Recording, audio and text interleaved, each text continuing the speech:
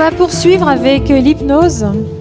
Et donc j'appelle Pierre-Alain Pérez, qui est hypnothérapeute, hypnopraticien, enseignant, et qui va nous parler des actions hypnotiques en situation d'urgence.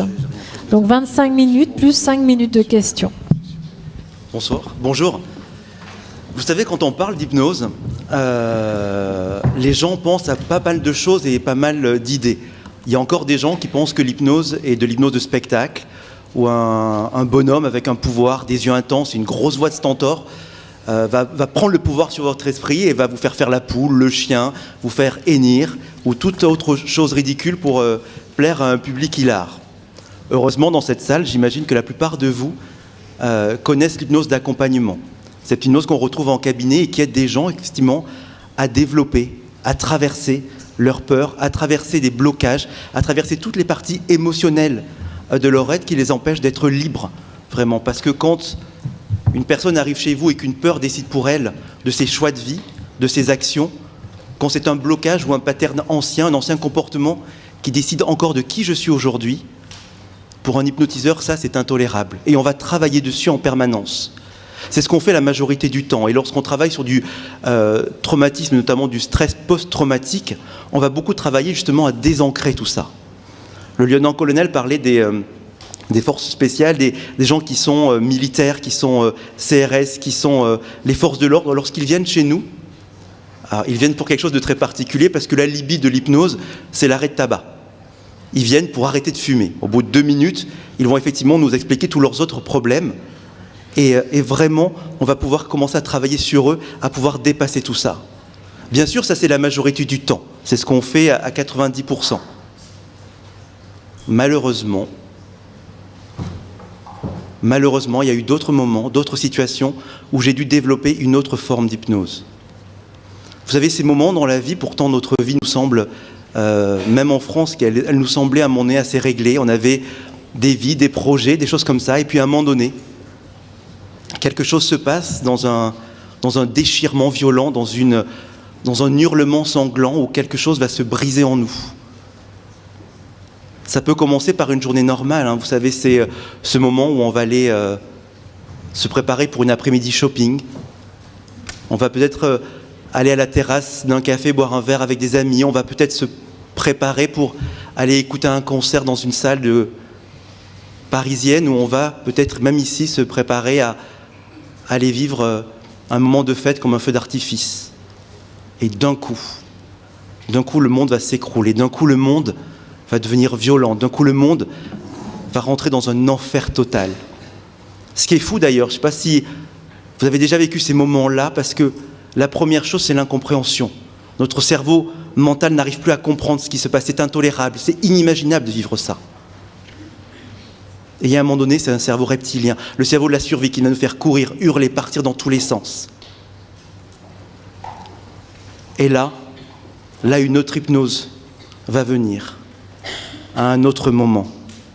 Parce que cet enfer-là, même si pour nous, au moment où on est victime, dure une éternité, parce que madame, vous parliez de viol, mais pour quelqu'un qui est victime de viol, ce moment-là va être une éternité de souffrance et de douleur, va avoir un moment où ça va s'arrêter. Moi, j'ai découvert ça il y a quelques temps. En fait, je me suis formé à l'hypnose juste après la guerre du Liban en 2006. Au moment où la guerre s'est arrêtée, où j'ai pu rentrer en France, où je suis sorti de la guerre en ayant été tellement impuissant à aider les gens.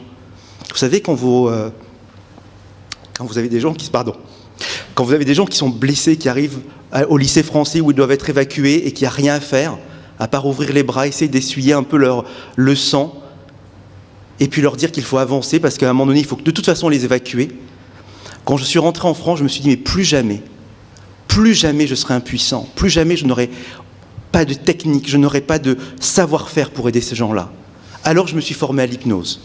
Je me suis formé pendant pas mal de temps, et puis évidemment, quand mon cabinet a commencé à fonctionner à Paris, c'était normal d'en ouvrir un autre à Beyrouth. Je me suis dit, il y a du stress post-traumatique là-bas, il faut ouvrir absolument un cabinet là-bas. Il faut aider les gens, les Libanais aussi, à dépasser tout ça.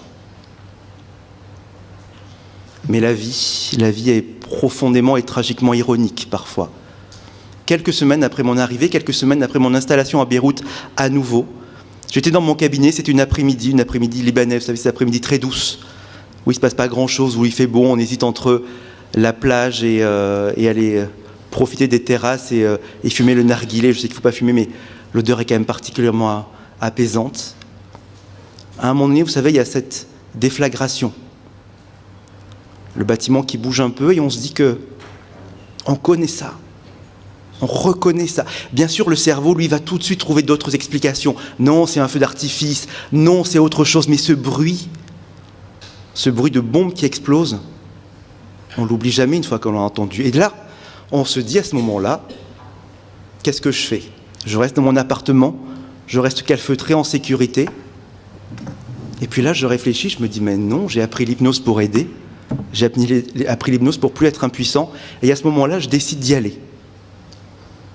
Et on remonte la rue, on remonte le bruit, vous savez, ce bruit assourdissant des sirènes, ce bruit assourdissant des sirènes de voitures d'ailleurs, qui avec la déflagration sont toutes mis à sonner, les sirènes de pompiers qui n'arrivent pas à arriver parce qu'il y a trop de monde, trop de bruit, trop de décombres. Et puis madame, vous parliez de l'odeur. Mais l'odeur, quand elle vous arrive au nez, cette odeur âcre, à la fois de sang, à la fois de poussière, à la fois de... Vous savez, quand un bâtiment explose, ça exhume les odeurs de cave aussi, ces odeurs, vous savez, d'humidité renfermée qui vont se mêler à toutes ces odeurs et qui vont vous arracher le nez. Et là, pendant quelques instants, vous arrivez devant cette image apocalyptique. Tout est détruit, il y a de la fumée partout, il y a des bruits, il y a des gens qui courent, et puis il y a des gens qui sont en place. Il y a des gens qui sont tellement traumatisés qu'ils n'ont même plus l'idée de bouger. Ils sont là dans des convulsions, d'autres sont complètement sidérés, ils ne bougent plus, ils ne sont plus du tout là. Finalement, ce sont des états d'hypnose, des états de terreur, mais c'est quand même des états d'hypnose. Et là, il faut agir. Et là, les techniques d'hypnose, les techniques les plus essentielles, vont faire mouche. Synchronisation, focalisation, désactivation et ensuite mouvement. La synchronisation, c'est quoi ? C'est exactement ce qu'on fait en hypnose au tout début. On va se mettre dans le monde émotionnel de l'autre. On va reprendre son corps, on va reprendre sa posture. S'il a des tremblements, on va trembler comme lui. On va rentrer dans son monde à lui pour être tout à côté de lui, pour qu'il nous reconnaisse, que dans son horreur, dans son enfermement psychologique, il sente qu'il y a quelqu'un d'autre qui arrive, on va montrer patte blanche à ce moment-là. On va rentrer dans les convulsions, on va rentrer dans cette respiration qui ne se fait pas parce que la poussière vous fait suffoquer. On va rentrer dans tout ça et on va créer un lien très fort. Et là, la différence et la technique de l'hypnose, c'est qu'on ne va pas se synchroniser sur la partie fragile, la partie blessée, la partie effrayée, la partie terrorisée, parce que sinon on ne serait pas utile. Nous, quand on va se synchroniser, on va chercher la partie puissante, on va chercher la partie survivante, on va chercher la partie qui sait dépasser les choses, qui a déjà affronté des dangers, qui a affronté des parts d'elle-même où elle aurait pensé qu'elle ne vivrait jamais ça. Vous savez, je pense que vous l'avez tous vécu déjà ce moment-là. Vous savez, ces moments de grande douleur émotionnelle où on se dit que cette fois-ci, on n'y arrivera plus, qu'on sortira plus du lit, qu'on n'arrivera pas à dépasser ça. Et pourtant, on l'a dépassé. La preuve, vous êtes là. Et bien, c'est sur cette force-là qu'on va se synchroniser en hypnose. On se synchronise sur la partie de la personne qui est la plus survivante, qui est la plus puissante. Et une fois qu'on s'est connecté à ça, une fois qu'on s'est connecté à elle, alors à ce moment-là, tout le travail va commencer. Bien sûr qu'on est dans son enfermement, bien sûr qu'on est dans son émotion, mais ce n'est pas la nôtre qu'on est en train de vivre à ce moment-là. C'est celle de la personne qui est à côté de nous, c'est celle de la personne qu'on est en train d'emmener. Alors, à partir de ce moment-là, quand on commence à ressentir exactement ce qu'elle ressent, à vivre exactement ce qu'elle vit, d'une certaine façon, évidemment, à partir de là, on va lui demander de travailler sur la focalisation.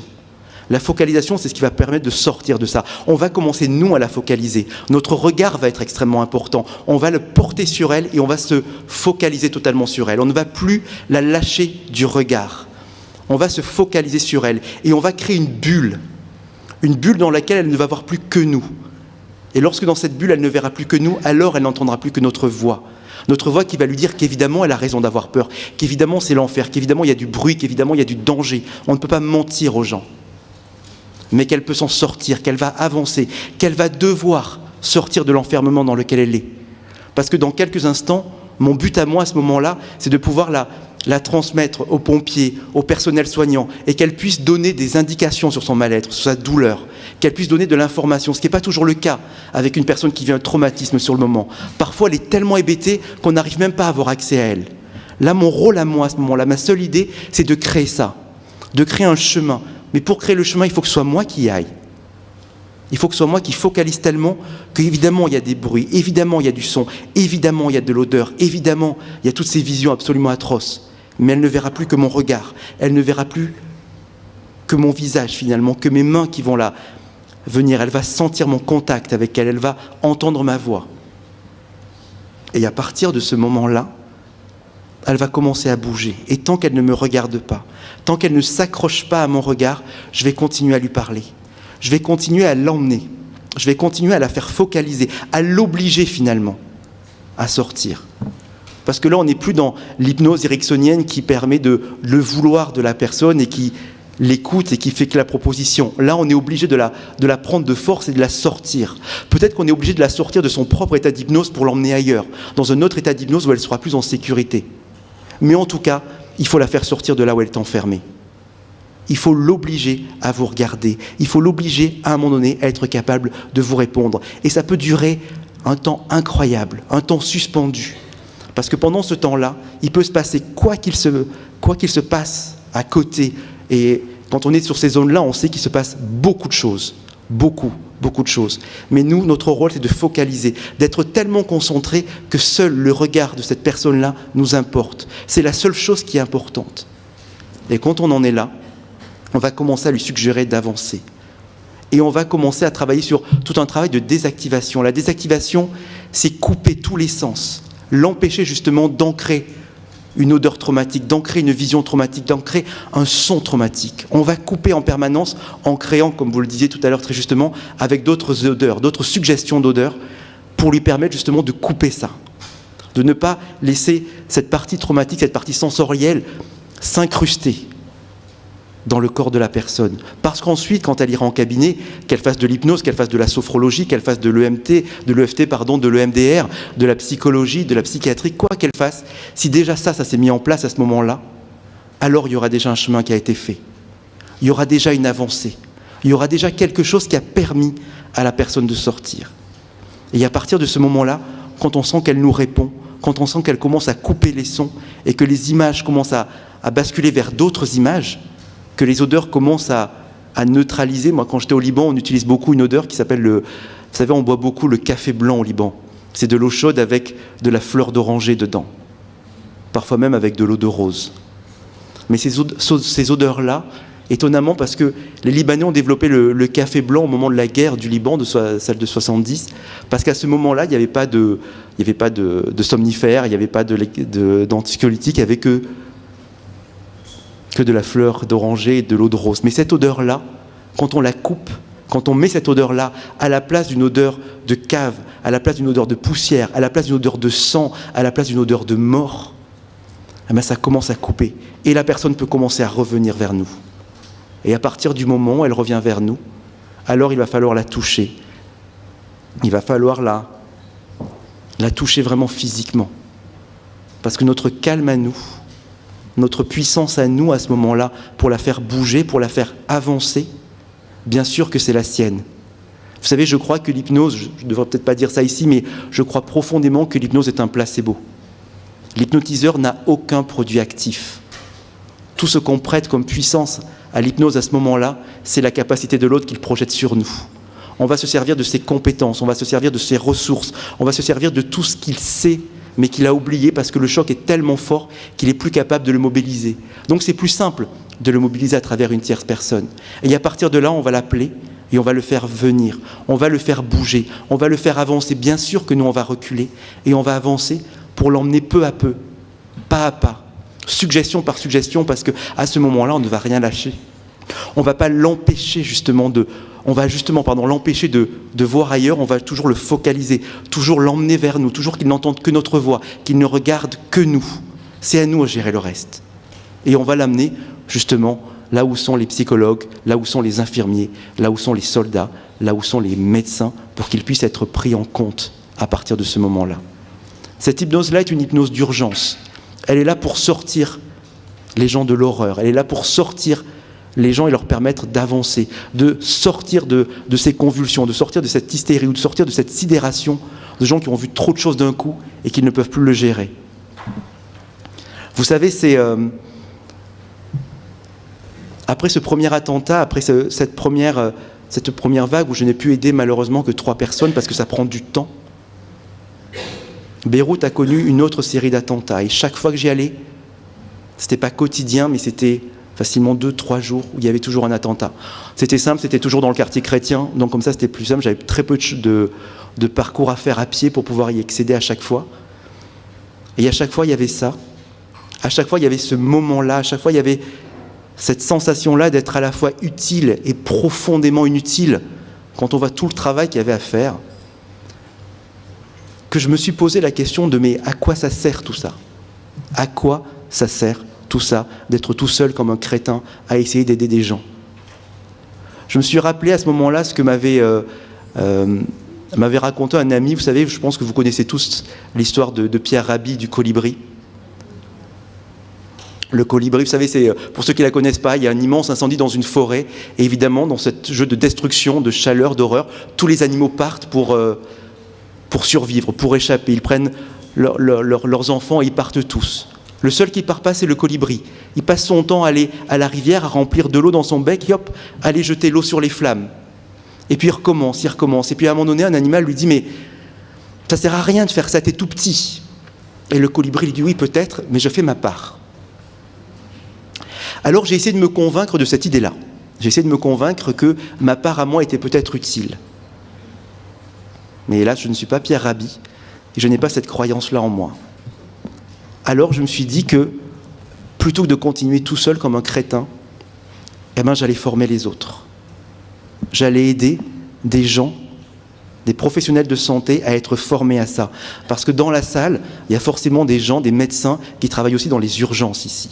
Et les urgences, c'est aussi des guerres pour les gens qui les vivent. Quand vous avez vécu un accident de voiture et que vous avez été profondément touché par ça, que vous avez été incarcéré dans la voiture, qu'il a fallu des heures, parfois un chalumeau pour vous découper, pour sortir, que vous ne savez même pas si la personne qui vous accompagnait est encore vivante, si elle est blessée, bien sûr que c'est traumatique. Comment on aide cette personne-là pour qu'elle puisse, à un moment donné, avoir les meilleurs soins ? Quand on a des gens qui ont été violés, justement, et qui arrivent dans un commissariat, comment pouvoir, justement, juste là, tout de suite, l'aider à dépasser ça, à supporter, et à pouvoir, finalement, faire une sorte de purge émotionnelle pour pouvoir continuer son chemin. J'ai eu la chance de rencontrer sur mon parcours, finalement, la fac de médecine de Paris-Créteil qui m'a proposé justement de créer un DU d'hypnose sur lequel on a mis, effectivement, pour les personnels soignants, une spécialisation sur cette hypnose d'urgence-là. Cette hypnose de l'instant, cette hypnose du moment, cette hypnose à un moment donné, on ne fait pas de l'accompagnement thérapeutique, on fait de la survie. On fait ce qui doit être fait à ce moment-là. Avec les armes du bord, bien sûr, avec tout ce qu'on peut, avec tout ce qu'on est. Parce que finalement, c'est votre présence à vous qui va rassurer l'autre. C'est parce que vous êtes là, vivant, en face de quelqu'un, qu'elle va peut-être commencer à rebouger, qu'elle va commencer à se raccrocher à quelqu'un, à pouvoir s'appuyer sur quelqu'un, sur une épaule, qu'elle soit physique ou symbolique. En tout cas, à un moment donné, vous allez l'aider à traverser ça. Et je pense que si on est tous ici, ou si on a tous ici des cœurs de colibri, à force, évidemment, les choses vont pouvoir commencer à bouger. Les choses vont commencer à vraiment être aidantes. Et puis, il y a une autre part de ce travail-là que j'ai découvert aussi à Beyrouth. Alors, les médecins, les militaires en parlent très bien. C'est effectivement tout le personnel soignant. Parce qu'aucune personne au monde, quel que soit le pays, quelle que soit la culture, quel que soit son entraînement, n'est préparé à voir l'horreur et à le vivre. Bien sûr que les militaires, bien sûr que les pompiers, mais ça reste des êtres humains et ils ne sont pas préparés à ça aussi. Sauf qu'effectivement, dans les moments d'urgence, c'est pas eux vont s'occuper des autres, mais qui s'occupe d'eux ? Qui va à un moment donné prendre le temps de se synchroniser à eux et l'air de rien, commencer à focaliser sur eux, à commencer à créer pour eux aussi une désactivation de ces odeurs, désactivation de ces bruits, de ces images, de ces souvenirs qui commencent à s'imprégner très rapidement, le plus vite possible pour que justement il n'y ait pas de de drame ensuite. 5 minutes. Parce que quand on a trop vu, et j'en aurais fini là, finalement je parle beaucoup trop vite, quand on en est là, vous savez, moi je reçois beaucoup de policiers, beaucoup de forces de l'ordre, j'en ai reçu beaucoup après les attentats du Bataclan, et ces gens-là crevaient parce qu'ils devaient se dire, mais je dois tenir en fait.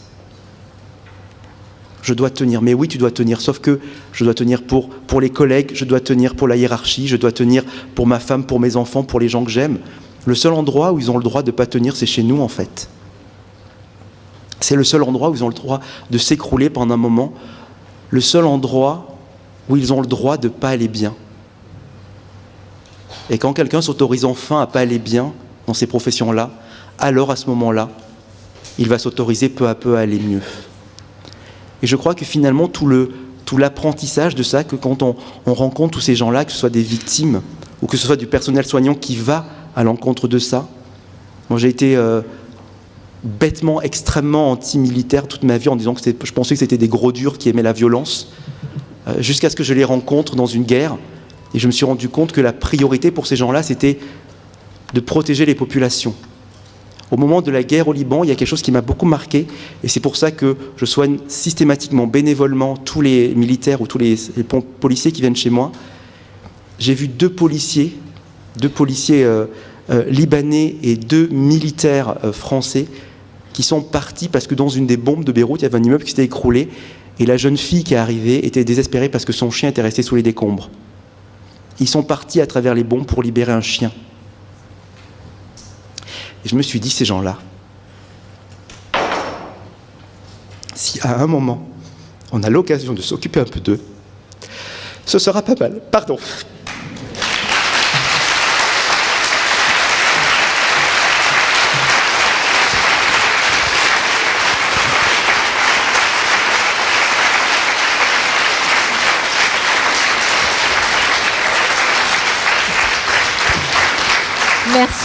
Merci beaucoup pour cette belle communication pleine d'émotions. Oui, je suis une pleureuse. On va poser des questions. Qui veut poser des questions?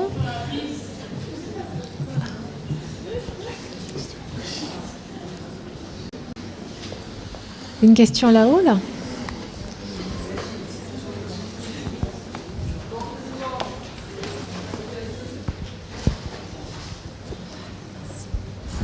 Bonjour. Bonjour. Merci beaucoup. Le fait de synchroniser avec les autres, du coup, c'est dangereux un petit peu pour vous aussi. Et comment vous sortez vous-même de ça? En fait, c'est une vraie technique d'hypnose. Et du coup, le fait de se synchroniser, en fait, justement, on va vivre les émotions, mais ce ne sont pas les nôtres. Donc en fait, on va effectivement les évacuer. Après, je suis un apôtre, mais ça c'est ma croyance tout à fait personnelle, que les accompagnants doivent être accompagnés eux-mêmes en permanence avec des supervisions. Mais la technique de synchronisation va permettre de rentrer dans la physiologie de l'émotion.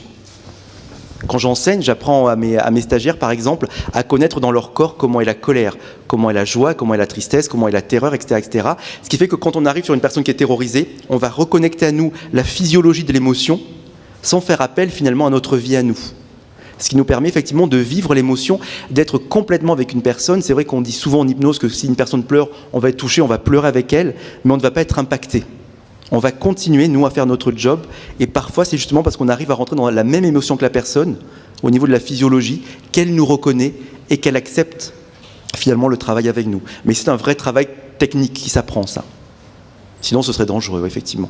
Et pour finir, c'est pour ça que dans les hôpitaux, la première chose qu'on apprend quand on fait des formations en hypnose, c'est la synchronisation, justement parce que, et notamment le personnel soignant, le personnel hospitalier qui est le plus proche, souvent des patients, n'ont pas ces techniques-là, ils le prennent, mais alors de plein fouet, et c'est vraiment de la douleur. C'est ce qu'on appelle finalement la fatigue compassionnelle, qui peut être extrêmement douloureuse. Mais c'est une technique qui s'apprend pour justement se protéger de ça.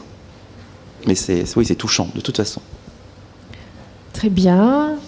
Une autre question?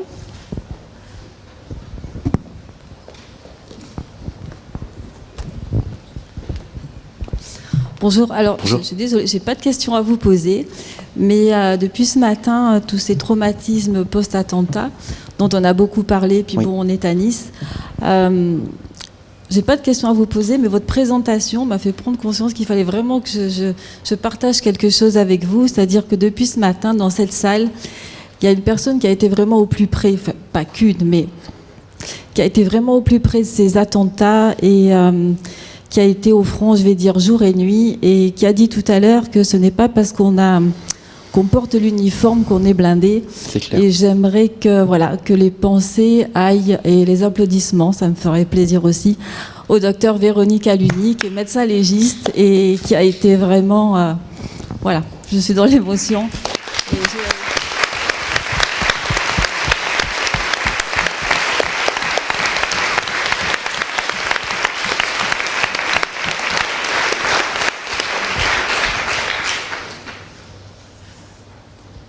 Oui, bonjour. Bonjour. J'ai une question, je voudrais savoir, Oui. parce qu'en hypnose, je vais poser ma question naturellement. Dans les phases d'horreur, d'inconcevable et d'urgence, vous agissez vraiment dans les heures qui suivent? Tout de suite, oui. Même dans les minutes, si c'est possible. Ouais. Est-ce qu'il n'y a pas... moi, ce qui m'intrigue, c'est... Moi, je me dis quand même, la nature est bien faite aussi, même face à l'inconcevable, et que le cerveau n'a pas une phase de sidération et de dissociation nécessaire. Est-ce qu'il n'y a pas... Alors oui, quand on a le luxe de l'avoir. C'est-à-dire qu'à un moment donné, c'est à un moment donné, encore une fois, c'est pour ça que je vous dis, c'est pas de l'accompagnement thérapeutique, mais quand vous êtes sur un attentat, quand vous êtes dans une guerre, par exemple, où la personne ne bouge plus, mais elle se met en danger parce que l'immeuble va s'écrouler et qu'il faut quand même la sortir de là, il faut qu'elle bouge, en fait. D'accord. On n'a pas, je veux dire, oui, je le dis, j'assume comme ça, on n'a pas le choix. On n'a pas le choix. Il faut qu'elle avance, il faut qu'elle sorte parce que physiquement, elle est en danger. Dans les attentats qui ont été perpétrés à Beyrouth, on faisait souvent sauter des voitures. Et dans un des attentats, malheureusement, c'est toujours sur des hommes politiques, mais le garde du corps de cet homme politique s'est retrouvé incarcéré dans la voiture, complètement coincé, et il fallait le sortir. Sauf que lui, il était tellement hébété qu'il voulait absolument maintenir et protéger son ministre, qui était... C'était de la bouillie, honnêtement, cet homme-là, à ce moment-là. Et il ne voulait pas bouger, sauf que la voiture était en train de vraiment basculer sur un ravin et qu'il fallait le sortir de là. Il fallait le faire bouger. On n'a pas le choix, en fait. Mais je suis d'accord avec vous que la nature est très bien faite dans l'absolu et que cette phase de sidération peut être extrêmement importante pour certaines personnes. Sauf que là, dans un danger immédiat, imminent, il faut faire bouger la personne. Merci. Oui, une dernière question là. Juste, excusez-moi. Vous avez parlé d'un DU sur Paris, donc en hypnose. Oui.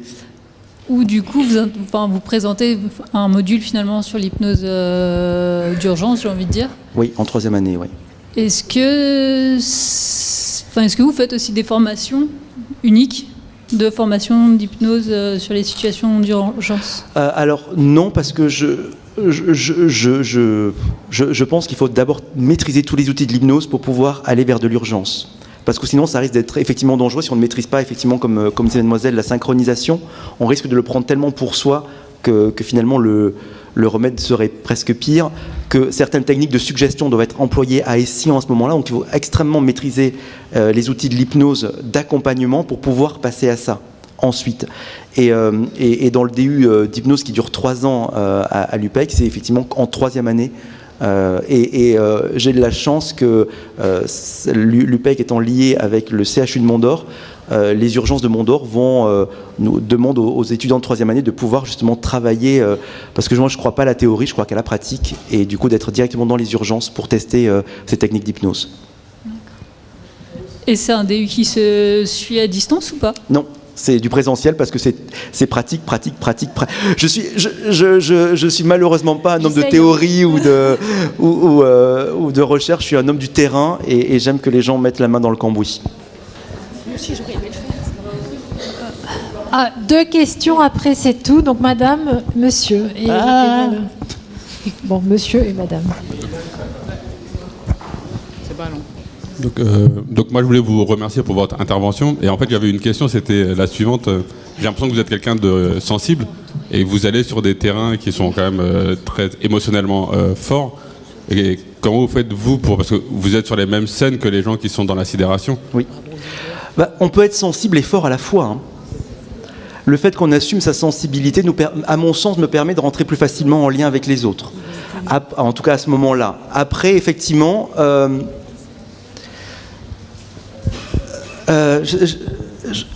honnêtement, je souffre pas de tout ça. Parce que j'ai l'impression que c'est un choix que je fais à chaque fois que je vais sur ces zones-là, et que c'est moi qui décide, c'est moi qui veux, et du coup c'est un vrai choix posé à ce moment-là. Et c'est pas mon émotion, encore une fois, que je vis. Je vivrai les miennes avec mon praticien à côté. J'ai la chance d'avoir plein de copains qui font de l'EMDR, qui font de l'EFT, qui font de l'hypnose, qui font de la sophrologie, qui font plein de choses. Donc je pense qu'il faut être accompagné par ça. Et paradoxalement, je pense que plus je vais sur ces terrains-là, et plus je trouve que ma sensibilité est une sacrée force. Parce qu'elle me permet justement de prendre par empathie tout le principe de l'autre et de dire à la personne, regarde, on pleure ensemble, mais tu vas te bouger quand même. On y va. Ça rejoint exactement ce que je voulais dire. Parce que quelque part, vous nous racontez ça comme si vous étiez extérieur, mais vous vivez ces situations. Et ça me rappelle, je crois, une étude qui avait été faite au Mexique où il y avait peu de personnes d'intervention et où ils avaient récupéré des gens qui étaient sur le terrain pour aller aider les autres. Et tous ceux à qui on avait donné cette mission étaient beaucoup moins impactés. C'est-à-dire qu'une des manières de résister, et une technique de résilience, c'est effectivement d'être acteur.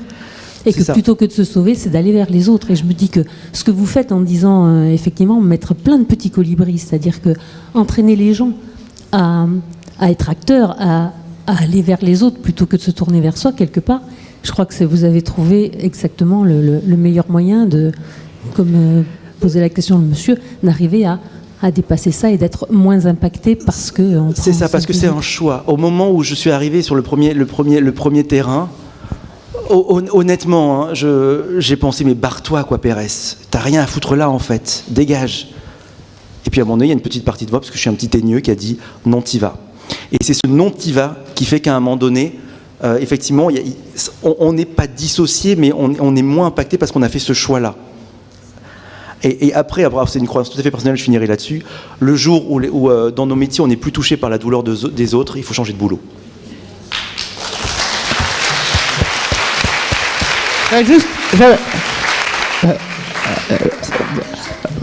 Juste, c'est moitié question, moitié commentaire. J'étais soufflée par votre intervention. Ça fait 25 ans que je fais de la thérapie des victimes. J'ai plein de formations, y compris de l'hypnose, que j'utilise jamais pure, en fait, avec les victimes.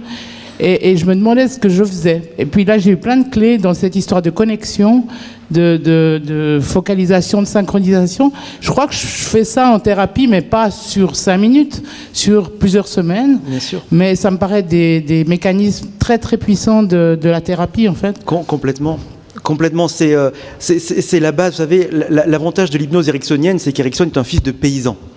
Et en tant que fils de paysan, il a le bon sens chevillé au corps, c'est un terrien, et qui s'est toujours dit comment on fait là, maintenant, pour aider les gens. Donc ce sont des choses que tout le monde sait faire. Rentrer en connexion avec l'autre, lui dire allez maintenant bouge, être juste synchronisé avec la personne, dans sa présence, la focalisation. Vous savez, il y a plein de moments, même les meilleurs praticiens, les meilleurs thérapeutes qui sont dans cette salle, savent que parfois, quand un ami pleure ou qu'il est triste, la seule chose à faire, c'est de se mettre à côté et de fermer sa gueule. Mais cette présence-là va suffire... ou se taire, pardon. Cette présence-là va suffire pour permettre à la personne de s'appuyer sur nous et ensuite de commencer à avancer. Et pour moi, tout le travail en hypnose, c'est de redonner du pouvoir à l'autre. On va en permanence lui redonner son pouvoir. Parce que même quand on est sur ces terrains-là, on sait que la personne va pouvoir s'en sortir. On sait qu'elle est plus forte que ça. Et c'est cette croyance-là, à force par synchronisation, donc par contagion, qui va faire que la personne va effectivement recommencer à croire en elle et commencer à avancer. Et ce qu'on fait en quelques instants, en quelques minutes, sur des zones de terreur comme ça, où c'est des zones horribles, évidemment en cabinet, ça va pouvoir vraiment s'ancrer dans la réalité de la personne au fur et à mesure des séances. Merci beaucoup. Merci beaucoup pour